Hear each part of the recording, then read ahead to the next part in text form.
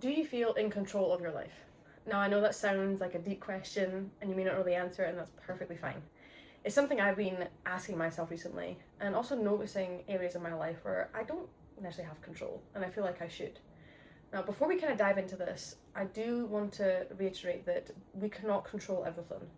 That's something I learned a lot through my time as a professional golfer, is that there's actually a very small amount that we can control. And that applies to our life as well. Okay, so let's talk about why so many people feel out of control. And I have felt this a lot in different seasons of my life.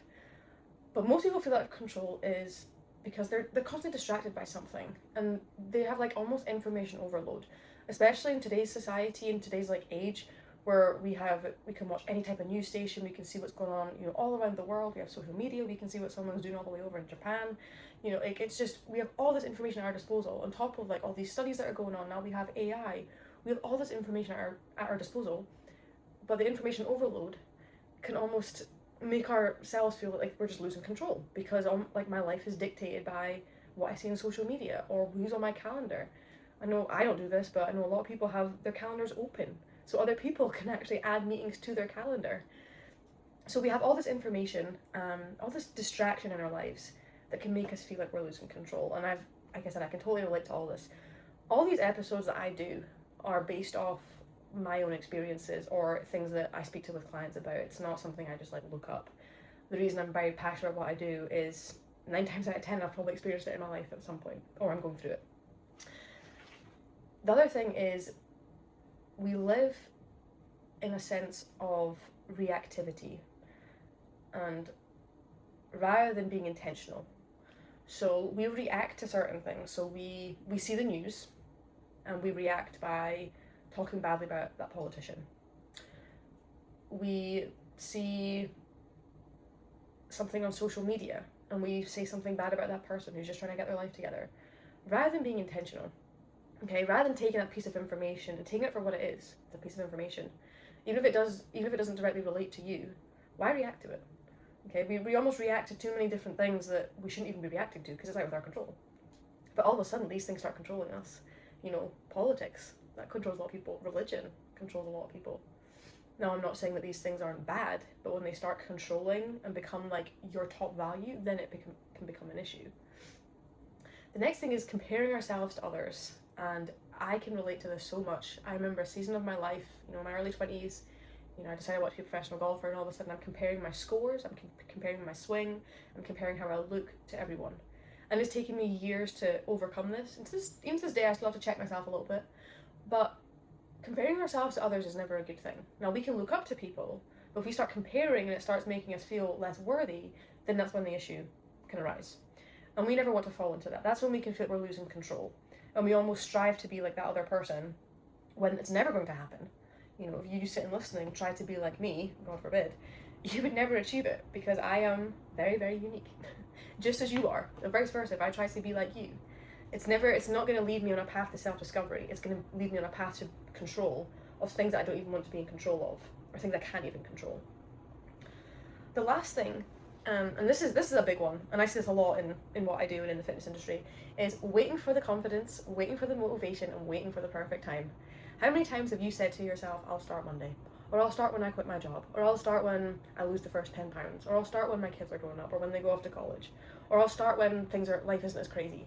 We've all come up with excuses, and if you look for excuses, you will find hundreds of them, no matter what you're going to do. Newsflash, there's never a perfect time.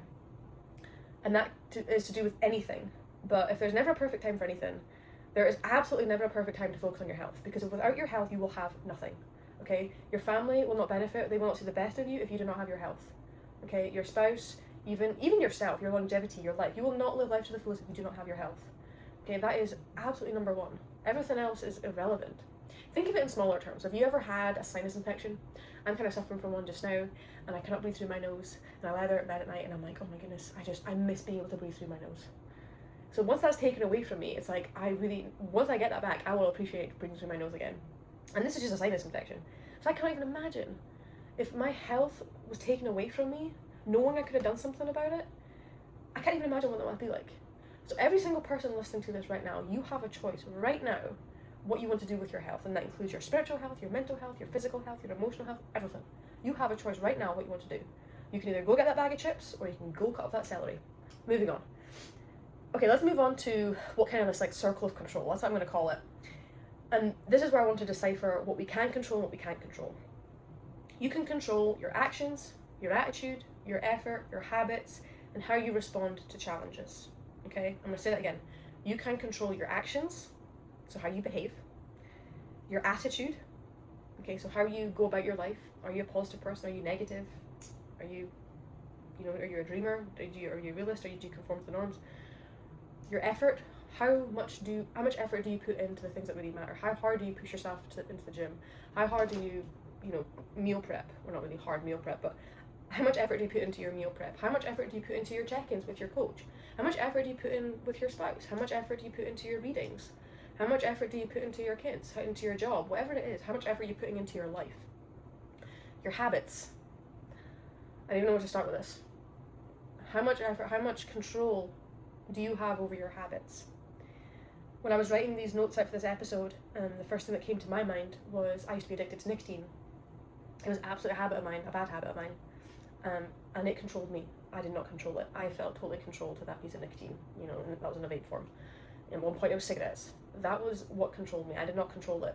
I remember, even being on a flight, flying, long flights back to the UK, and even before I even got on the flight, I'd be anxious at the thought of not being able to hit nicotine for 8-9 hours. That controlled me. And it's hard to break, I'm not gonna lie. It's hard to break. When you have an addiction, when you have bad habits in place that you've done for years, possibly decades, and it controls you, it is a very hard habit to break. But know that you can do it. It can be done. The worst thing you can do is have the intention of wanting to break the habit. So if you want to quit smoking, if you want to lose that body fat, and you don't do anything about it, you wait for that perfect moment. It's never gonna happen. The last one, how you respond to challenges. Again, I learned this a lot in golf. Those of you that are golfers out there, you will know that golf's a hard sport. You may have one perfect shot every round, if that. So there's challenges in every round. You're facing adversity every single round, and how we respond to that is a big part of who we are. And there's so many things in our life that go on that we can be reactive to, that we are, we can be reactive to, but it doesn't mean that we have to react in a way where we get frustrated or anxious or worried. And I know it's easier said than done, but hear me out. There's things in our life that we waste our mental time and cognitive energy on that we shouldn't be doing. Things like the news. That is a perfect example. How much time do you spend, talking to your neighbour about the news and what's going on around the world, and how frustrated you're getting at these people that you can't control? Or another great one, the weather. How many of you get frustrated at the weather? Like, we cannot control the weather. Not a single person. We can predict it, that's why we have weather channels, but we can't control it. But how often do you get frustrated at the weather? How much mental energy do you waste worrying about the weather? And again, I say this because I've been there. As a golfer, I was always checking the weather, and I would always get frustrated at it. So what can't you control?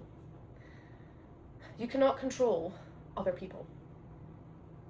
Okay, you cannot control other people. It's a hard thing to accept, and especially those that are maybe close to us, or you want them to do something good. Like, I cannot control what you do after you listen to this episode. I know what I would like you to do, but I cannot control what you do. Just like you can't control what I'm away to say. We cannot control other people. However, I'm a huge believer that we can impact people, we can influence people, we can encourage others, but we can't control them. You cannot control the economy. You cannot control the past. That's a big one too. Again, something that I'm battling with right now. Things in my past that I cannot take back. The things I've said, the things I've done, I cannot change any of that. I can learn from it. And that's partially why I do what I do, is I try and channel my own battles, I guess, and make sure people don't do the same mistakes, and they can learn from my mistakes. But we cannot control the past. Last thing is unexpected life events, and this is hard. Have you ever had a moment in your life that life was good, and then all of a sudden, like a day later or something happens, you're like, how the heck did that happen? Like, how did I get here?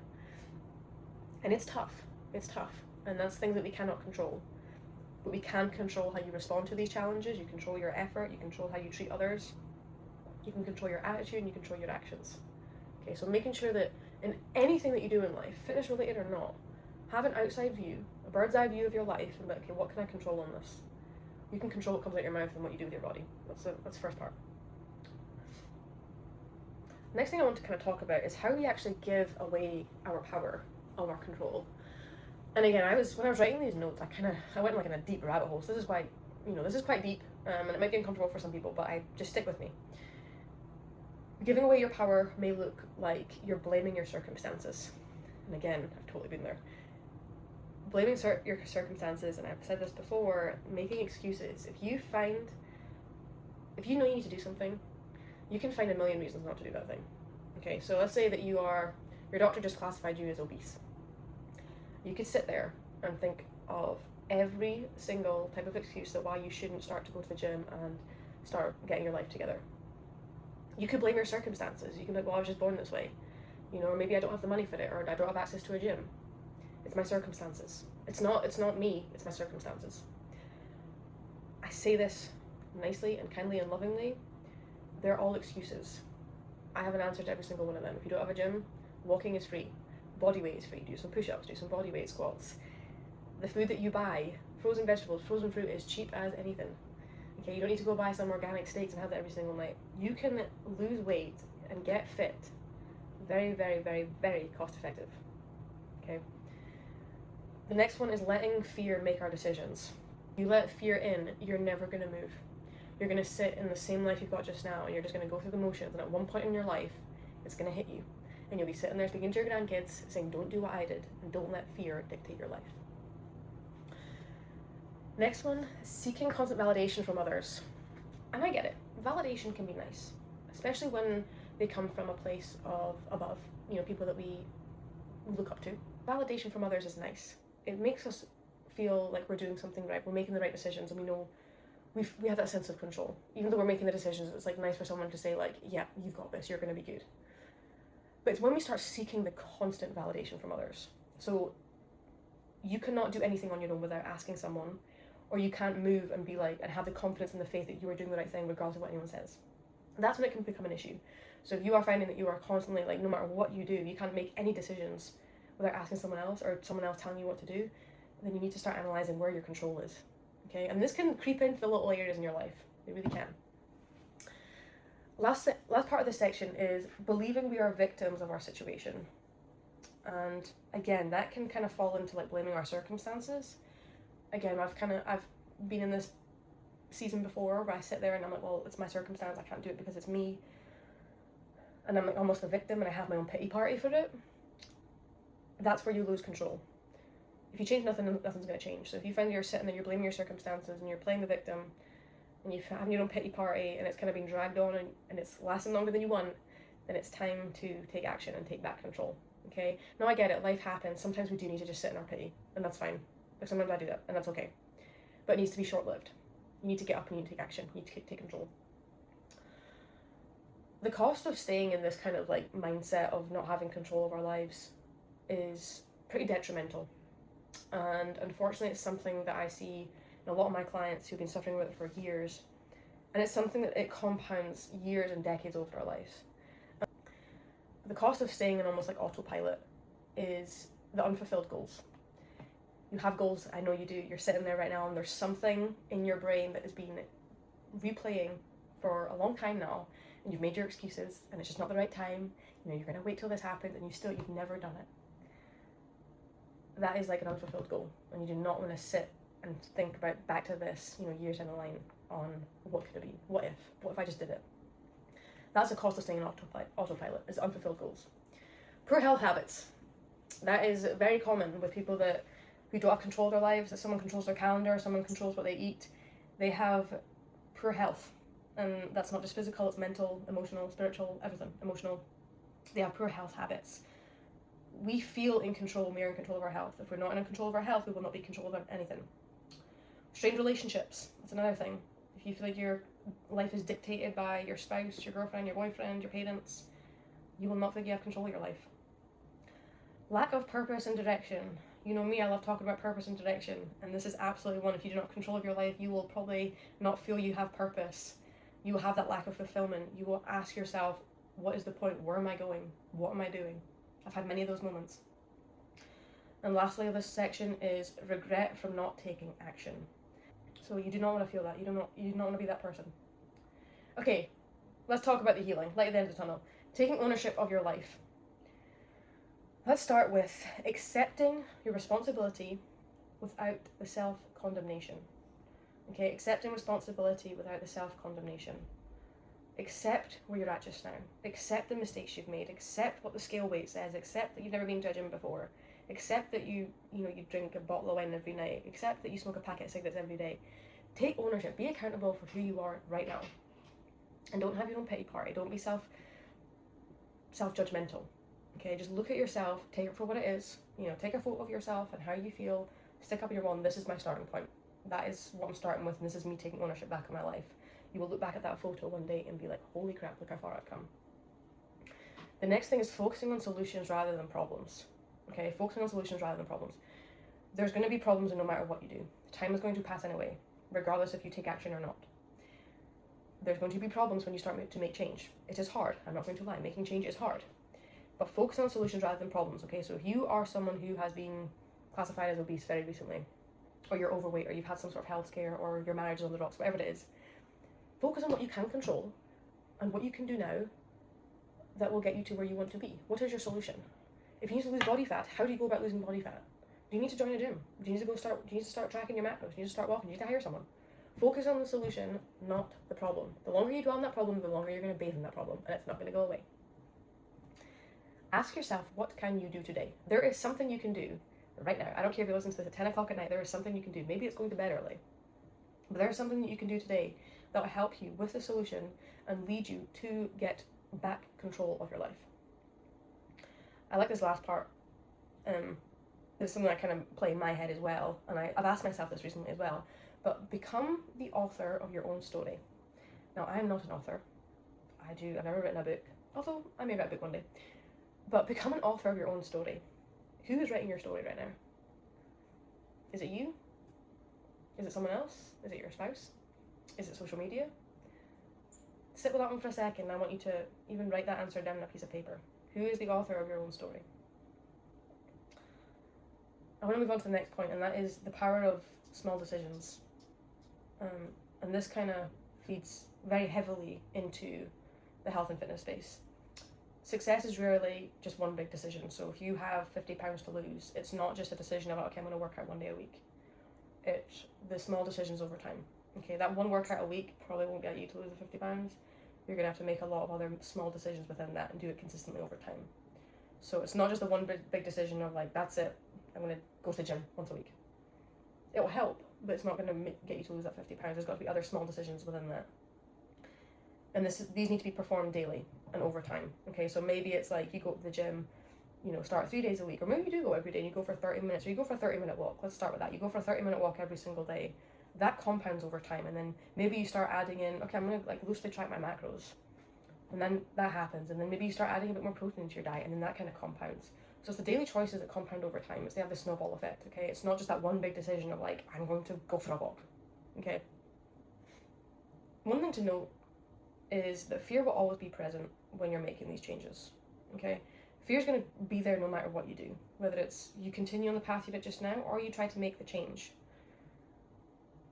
But know when you make the change to do the right thing, your confidence increases. Your self-confidence, your self-belief, that increases. And it comes after the action. It doesn't come before. So if you're waiting for the motivation or you're waiting for the perfect time, it's not going to happen. You need to make the action now. Then the motivation comes and the confidence comes and the self-belief comes and the self-discipline. It doesn't happen before. Okay? It's not like, oh, I'm going to wait to lose the 10 pounds before I hire the trainer. That is so counterproductive. It just doesn't make sense. So confidence comes after the action, not before. Those of you that have been listening for a while or follow me on social media, you know this by now that I'm a huge advocate for discomfort, and like the growth in the discomfort. That's where true healing and success and growth lies. It does not lie within your comfort zone. Okay, it does not lie in your comfort zone. If you need to move, you need to change, it's going to be uncomfortable. Fear is going to be there. But that is so much better. That experience right there is so much better than just staying in the same loop you're in just now. The same mindset, the same routine, the same habits, and that constant voice in your head telling you you're not good enough, you're not good enough. Just stay where you are. Keep smoking those cigarettes. Keep ordering that fried chicken every night and having that pizza. Keep going to bed at 2 a.m. It's that constant. If you keep doing that, you're just never going to break it. Okay? But having the desire to change and just starting with those small things and embracing the discomfort of it, that is part of the journey. I had a thought this morning as I was driving to work, and I was like, I'm so grateful for the path that I'm on, and call it self-discovery if you like, but the challenges that come up within that. I cannot imagine what my life would be like or how I would feel if I got everything handed to me right now. If everything that I'm kind of searching for, whether that's my physique goals or even my business, if everything was just achieved, if it was just like, Megan, here you go, why would I get up in the morning? Like, I have nothing to get up for. And it just made me realize, like, I'm so grateful that I have these struggles and I have this desire to build this, coaching empire. I have this desire to step up as in a bodybuilding show. I have this desire to get my mind in a good spot where I can help others, and it's that gratitude of like, I have this to fight for, I have this to live for, this is my purpose. That is so much better than just sitting there and be like, I just wish I had everything. If you have everything, you've got nothing to live for. So just sit with that. Okay, growth does require discomfort. Okay, I'm going to wrap it up very shortly, but let's talk about some practical steps you can actually use today so you can start taking back control of your life. First things first, let's talk about habits. I want you to start auditing your habits, okay? So what are the things you do every single day, but sometimes you do unconsciously, and that can be brushing your teeth, hopefully. Maybe it's taking a shower, and having breakfast. Like, write down the habits you do that you most of the time you don't even think about. Hitting that vape first thing in the morning, going for that cigarette as soon as you get up, pouring the whiskey when you come home from work. What are your habits? And maybe it's good habits too. I don't want to, judge. It may be, you get up and you make your coffee and you go work out. Okay, but write down all your habits, the good, the bad, the ugly. The next thing is setting boundaries. And I specifically want to talk about setting boundaries with social media. Okay, and this kind of feeds into the comparison. Most of the time when we're comparing ourselves to others, it's not really in real time. It's not like in real life. It's most of the time it's on social media. So set your boundaries with social media and you'll feel an amazing enlightenment in your brain, kind of weight lifted off your shoulders. The next thing is create a morning routine. Everyone needs a morning routine. What does yours look like? You need to prioritize what you need to prioritize in your morning. Now, if your morning is just peace and quiet for 10 minutes to get your mind right, that's totally fine. If you like to get up and go work out, then so be it. But get a morning routine that complements the goals that you are striving for. So if you're a negative thinker and you also have health goals you're trying to reach, maybe spend the first 10 minutes of your morning getting your mind right. Just shut your eyes or write down things that you're grateful for and just get your mind in that zone where you're focused on what you need to do today and then go work out. Okay, but have a morning routine that complements what you're trying to achieve. Another thing, write down your priorities. And I'm going to kind of add to that, write down your values as well. This will look different to everyone, but write down your priorities, what you would like your priorities to be, and then write down where you spend most of your time. So if your priorities is your health and fitness for this season, how are you spending your time? Are you spending the first hour of your day on TikTok? Maybe your priorities is your kids. How much time are you spending with your kids? Okay, your priorities should reflect your actions, and your actions should reflect your priorities. Now, I know this is a lot we're covering, but I want you to focus on just one area this week. So don't go diving into like, okay, I need to just like go quit my job, I need to go do this and join these clubs and whatever it is. Focus on one area of improvement this week. Once you get consistent with that, then you can add another thing. Okay, it's the little things that compound over time. Stop trying to change everything at once. Okay, that all or nothing mindset, we need to ditch it. Okay, start doing something today. Once you're consistent with that, then you can add things on and the compound effect. Okay, so I'm going to wrap it up there. I know that was a lot. It's been kind of weighing heavy on my mind recently, and I see it so much in myself, but also in my clients, the lack of control we have in our lives and how that impacts our health and fitness goals. Not even our goals, just our health and fitness and well-being in general. So you may not be able to control everything that happens to you. It's inevitable, things happen that we can't control, but there always is things that we can, and it starts with the mind. You can control your thoughts. If you can get your mind right, the body will follow. Okay, so start there. Start with where your mind is. What do you think about? Think about what you're thinking about and start responding that way. Okay, respond to the things that you want to achieve to. Okay, hope you guys enjoyed this episode. If you have any questions at all, you can reach out. You can find my Instagram just below the show notes, and have a great week, and I'll talk to you guys soon.